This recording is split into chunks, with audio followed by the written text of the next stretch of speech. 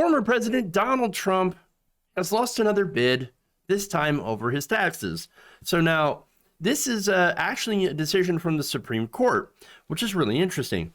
So now the Supreme Court has decided to not rule in his favor and actually rule in the favor of Manhattan District Attorney Cyrus Vance, who has been requesting about 8 records of Trump's tax returns. And so his records, 8 years of those records, will now be open to Cyrus Vance. So now this is important because New York prosecutors right now are looking into his finances. There are several different criminal probes, including tax fraud, possible racketeering charges as well, that involve about $26 million in write-offs. So this is one of the things, tax fraud, that came from fees he paid to consultants, which included about a $747,000 fee that the Times matched a payment disclosed by Trump's daughter, Ivanka. So she was getting paid by the organization.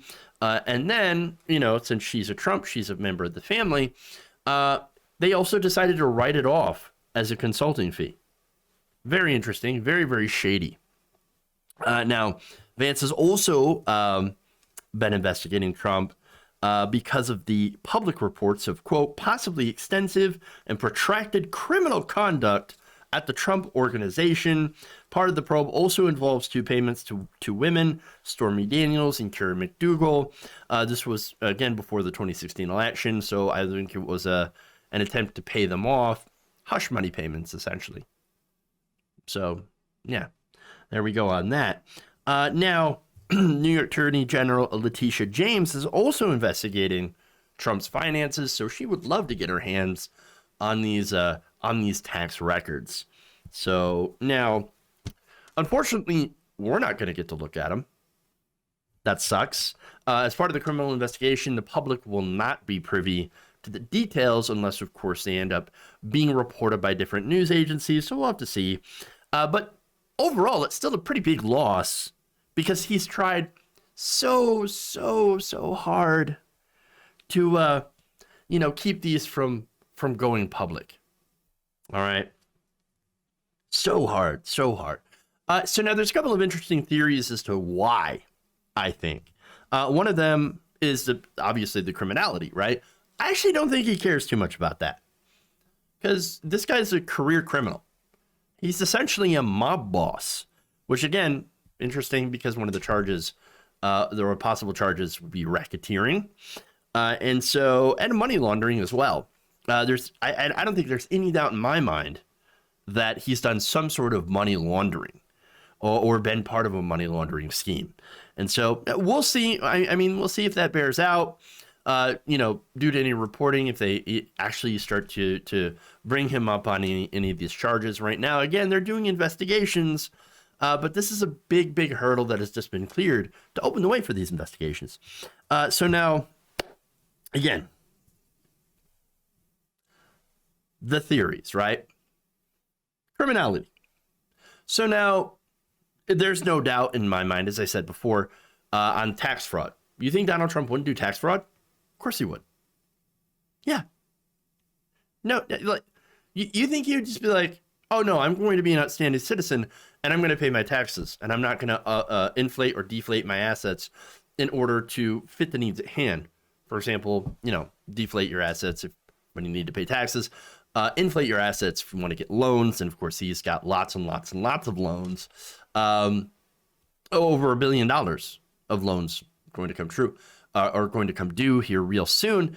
And one of the loans is from, or I should say many of the loans came from Deutsche Bank, who had to hand over some of their records as well. So, yeah. Anyway, now here's the thing. I think he's going to get away with that. I really don't think that they're going to go after Donald Trump for not paying taxes or doing tax fraud.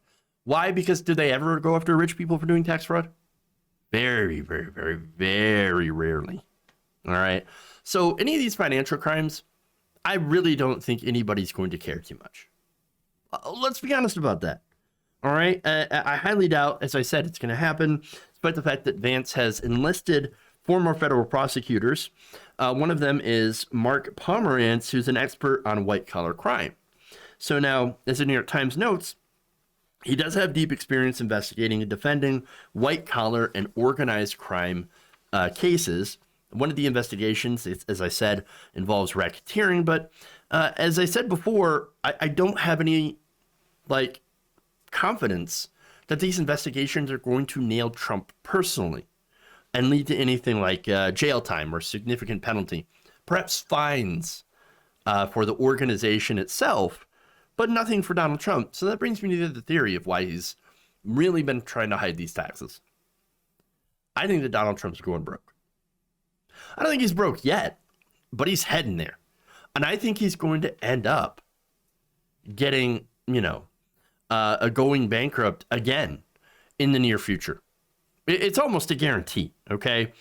He's got more debt than income from what I could see. And I think that he's embarrassed because he sold us on this lie of being a very successful billionaire. I'm a billionaire. I'm the best billionaire. I'm the greatest billionaire. I'm so very, very rich. I'm richer than you. I'm more elite. I'm more elite than the elites. I'm the elitist person that has ever been elite. And I don't know why the elites don't like me because I'm very, very rich. No, he's not. He's not rich. He's got $1 billion debt coming due, as I mentioned before. Okay. His businesses have lost a ton of income because of coronavirus and the fallout, of course, from the Capitol riots, and now the legal defense costs, and now the toxicity of his brand, all that stuff. And I understand that they went after Al Capone for tax fraud. But again, Donald Trump is still a very wealthy and influential person. I am so jaded at this system right now because of how we treat rich people in this country. Alleged rich people or powerful people, and I just don't see. I'm gonna have to see it to believe it, y'all. I'm just gonna say that. All right, I'm just gonna say that. All right. So that said, there's a couple of interesting things here. One thing is that the Supreme Court sat on this for quite some time. Okay. Now, in fact, the last of the written briefs in this case was filed on October 19th. So that was before the election. They sat on this all the way through the election. And then after Trump's challenge, after he was defeated in November, and then they sat through that, and then waited for a month after Trump left office to then issue this order. Why the delay? I'm very curious about that, okay? And of course, they're not telling. They're the Supreme Court. Of course. Now, it is especially curious considering the fact that the legal issue before the justices has nothing to do with executive privilege whatsoever. It is super sketchy. And of course, a good reminder to all of us who actually believed in the Supreme Court. Remember, the Supreme Court has been taken over by ideologues, conservatives, okay, that are very pro-Trump.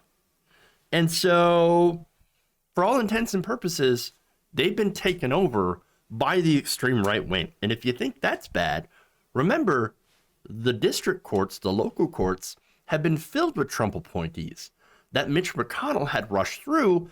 And unfortunately, the Democrats have also rushed those people through or allowed them to get through without any sort of pushback. And now we're going to have to deal with a judiciary that is incredibly broken and incredibly right-wing. That's bad. That's, again, another reason why I don't feel confident that Trump will face any sort of criminal penalties. People around him probably will. Yes, that's what seems to happen. Everyone around Trump sinks, but he himself ends up usually fairly unscathed. And then so I'm just going by the history. I would be very, very, very surprised if Trump were to face any sort of real consequences for this. Okay. So I'm even skeptical, by the way, of the criminal probe that's going on in Georgia about the call with Brad Raffensperger, you know, where he's like, oh, there's so many, there's big, massive dumps. Big, massive dumps. Okay. And we need you to find 11,578 eight votes or 500, whatever, how many votes he needed to win the election that he was asking for. Go find me the votes. find me the votes so that I can win. And it's the exact number that he needed to win, the exact number that he was behind. That's not a coincidence. But again, I don't think he's going to get in trouble for that because we don't hold people, especially former presidents, accountable. If we did, you don't think George W. Bush would have been brought up on war crimes for what they did in Iraq? Yeah, exactly. Exactly. Dango Bango brings up a great point from the chat. Says you don't mess with rich people's money. This is true. That is the one rule of the club, is that you don't mess with anybody that's in the club. If you mess with rich people's money, and that was Bernie Madoff's, that was his mistake. He made rich people lose money. Can't do that because they will come after you. Otherwise, if you screw over poor people, they don't care because they do the same. And even if you violate so-called electoral norms, totally fine for them, because once again, that doesn't really impact rich people all that much. So that's really it. That's really it.